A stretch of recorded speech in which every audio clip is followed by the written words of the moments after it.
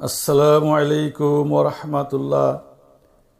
প্রিয় বন্ধুগণ, আশা করি সবাই ভালো আছেন, ভালো থাকেন এ শুভকামনায় আমি মোহাম্মদ নাসিরউদ্দিন আকন্দ আমার স্বরচিত একটি আধ্যাত্মিক কবিতা আপনাদেরকে আবৃত্তি করে শোনাব।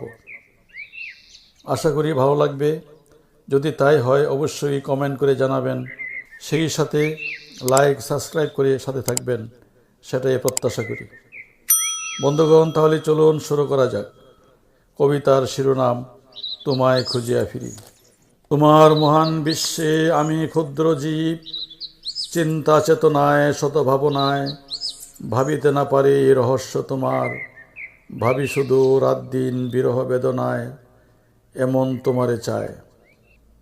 তাই খুঁজে ফিরি দিগন্ত সীমায়, আকাশের গায়, মরুগিরি পর্বত সাগর যেথায় ঢেউ খেলে যায় তর্জন গর্জনে।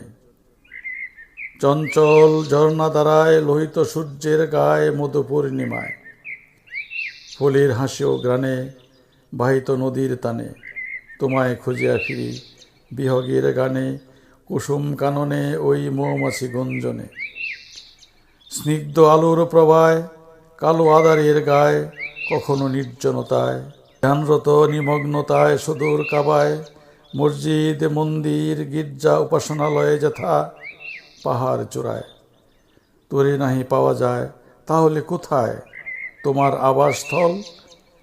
তোমারে খুঁজিয়া ফিরি বিরামবিহীন শুধু, তবু নাহি পাই।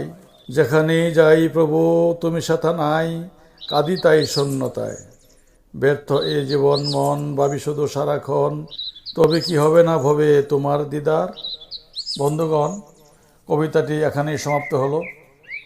ধৈর্য সহকারে শ্রবণ করার জন্য অসংখ্য ধন্যবাদ। আল্লাহ হাফেজ।